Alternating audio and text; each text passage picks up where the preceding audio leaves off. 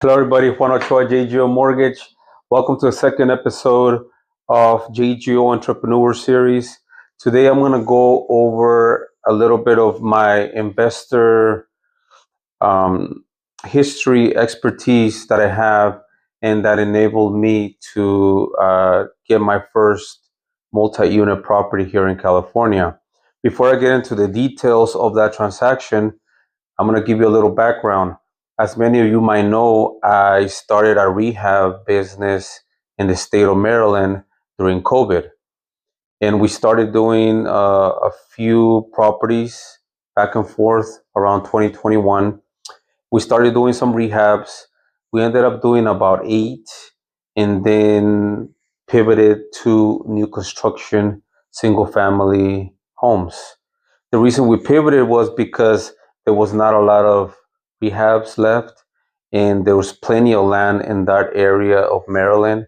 And we slowly started seeing other opportunities where we would buy the land and develop the land and build 1 unit, 2 unit. This particular area, we ended up buying a lot and we built 8 units, 8 single family homes. It was subdivided lots in that particular area. Overall, we ended up doing 25 total new construction and rehabs up until early 2024 towards May. Then I moved back to California around that time. I didn't see myself really living out there. For you guys that haven't been to the area, it's super cold. I don't wish it on anybody, but it wasn't just that. It was just something that I didn't see myself living that far away from family, where there's opportunities to make money anywhere. So the idea was to move back to California, be closer to family, and establish my mortgage business once again here in the Central Valley. And then from there, we'll see what happens. And that was kind of the plan. As soon as I moved back, then here and there, since I'm in the mortgage business, then you start looking at what's out there, right? So it starts with a little curiosity.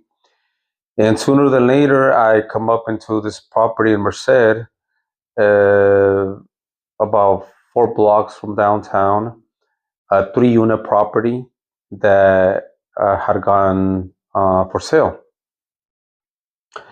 And this particular property, remember, for multi-unit properties, when you're talking about residential, you're allowed up to 4 units. Anything over 4 units, you're looking into commercial, and that's a whole other animal. This particular property had 3 units, and sure enough, I started doing some research. Obviously, you guys know that UC Merced is a big university that is in the area, and downtown is coming up. I started doing some research that there is going to be a station there if they ever build the high speed uh, train. Then one of the stations is going to be in downtown, and then already have the area that it would get built on. And then right now there's a lot of businesses there, and they're actually rehabbing downtown, and they're creating a little promenade between Main and 16th Street. 16th Street. So there's going to be a nice little area for families to get together and enjoy the businesses around there. So the more I started looking at the numbers, the more I started thinking, well, I think this is a good opportunity, right? So the first thing, obviously, that everybody looks at is, well, let's look at conventional and FHA. Well, this particular case, I mean, 420,000 conventional, they allow 5%, FHA 3.5% down. I mean, 5% of $420,000, you're looking at $22,000 just down payment.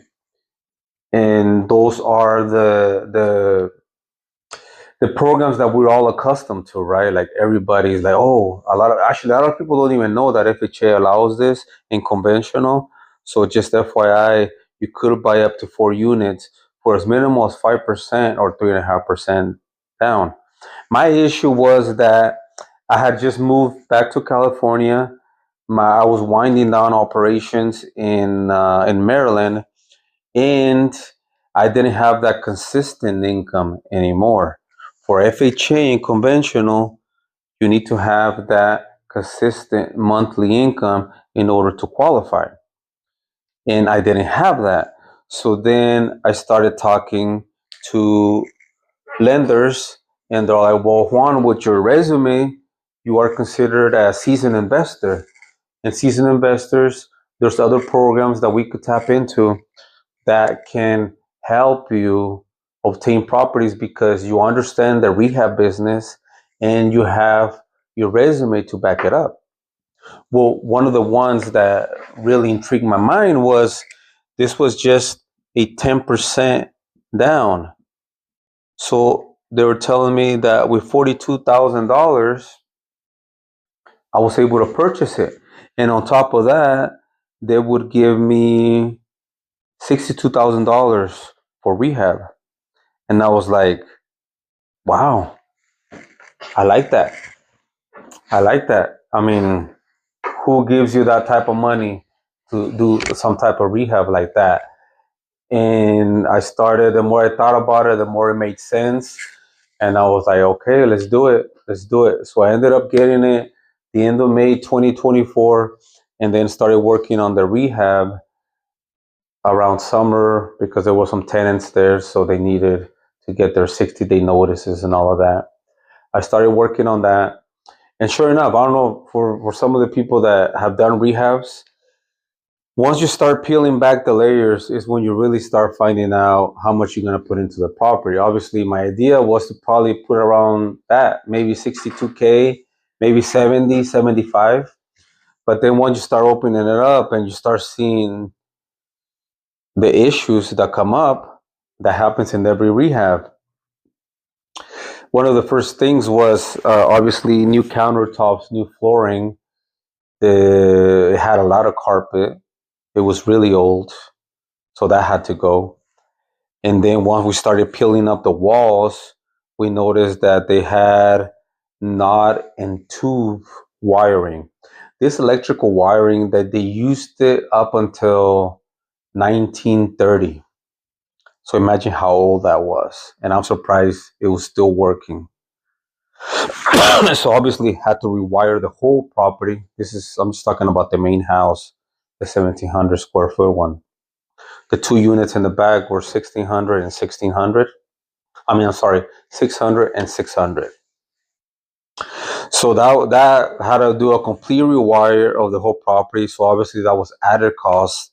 Then there was termites that we needed to remediate. There was also some mold that we needed to take care of. And there was also, once we started going into the crawl space, because this particular property had a crawl space, this particular property, the sewer line was ruptured. So we had to replace the sewer line. Obviously, all of this starts adding up, and it starts adding up to where, those 60K will fly like that. But I was already committed, and I really wanted to create a nice little property, and so I don't have to touch it in a long time, maybe 15, 20 years. That's the plan. And you go into something like this, the idea is it's a long-term investment, and the idea is to try to do it as good as possible so you can get your tenants in there and you don't have to touch it for a while. So once I started doing that, then I just started focusing on getting that front unit done. And then since that one was done, then we jumped into the back 2 units in order to finish those. And all in all, it took me up until around February of 2025 to finish everything. I ended up doing that about 125K in rehab work, but the units, as you're gonna see at the end, they are really good, and I don't really have to touch them in a while. So that's the idea behind it. And you don't have to take this particular route that I took, because if you have your regular W-2 job or your regular job that you're able to qualify, then you can qualify and live in one. You could live in one as well and rent out the other two, or live in one and rent out the other one. It's just a lot of options that we could do. I'm just showing you the two, right? The conventional and FHA.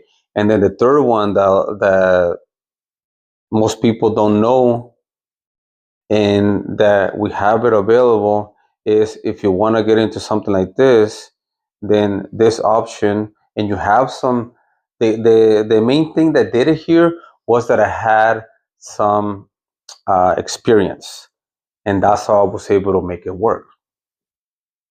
Not everybody has experience, obviously, but this is something that we can plan out for a year or 2 year. Once you get some experience, then we could get you in a program that is something like this. And that's kind of the main idea behind the video, is to help you understand that there's quite a bit of financing options out there. It's just a matter of getting something to work that kind of lines up along with your expertise, or what type of investor you want to be. I mean, you want to get multi-units, you want to stay under four, then all these options are available, and I could help you navigate through all these different scenarios. The idea is to kind of get started and figure out, okay, let's say example, if you have your job, then you could just buy one, rent the other one, rather two or the other three, and then you're already getting some money to pay your mortgage while you live in one. So that's the traditional way. But the way I did it is more of an investor cash flow, where we're looking at, okay, I'm gonna rehab it, I'm gonna rent them, and they're gonna cash flow, so I can take care of my current mortgage. And once once I get that stabilized, like in this case, like all the 3 units are rented. So right now I'm actually cash flowing on top of my mortgage, and it's something that I'm gonna focus on for a while, that I want to pay him off as soon as possible. The idea would be to pay off a little extra every month, and then pay him off as soon as possible. So all the money that comes in, it's all money that it's all gonna be cash flow whenever I pay off my mortgage. That's one of the plans. I mean, some people just want to rehab them and maybe sell them in 2 or 3 years, and they could buy, like if they, let's say they buy a duplex right now, then they could just live 2 years, sell it or hold it, and buy a triplex or do a fourplex. So everything is just kind of, once you get into something like this, it just gives you different options to go in different direction. But the idea is to kind of figure out what you want to do, and I could definitely help you set some type of a program where we can get you into something like this sooner than later. Doesn't have to be a 3 unit, it could be a 2 unit, or if you want to get a single unit and you could build an ADU on the back, then that serves as your second unit. Or if you currently have a home with a sizable backyard, then we could do an EDU there already. And automatically, you're already going to have 2 units. So as you can see, there's a lot of stuff that we could play with, that we could make it work. It's just a matter of taking that first step. and I could definitely help you set something up in the near future. Just let me know. I'll be happy to help you guys. Take care. Bye bye.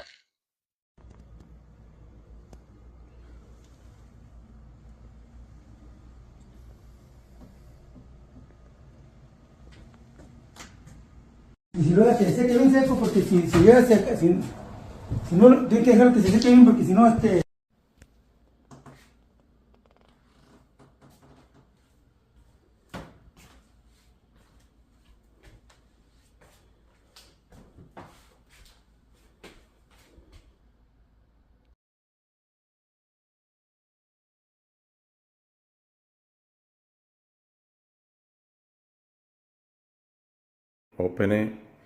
Open it to like there, and create a little breakfast countertop with some stools around it, and then cut this in half so I could fit the fridge in there, because over here it's gonna interfere with the breakfast nook or the breakfast countertop. So that's kind of the new thing, and I think it's a good idea because it's a non-bearing wall.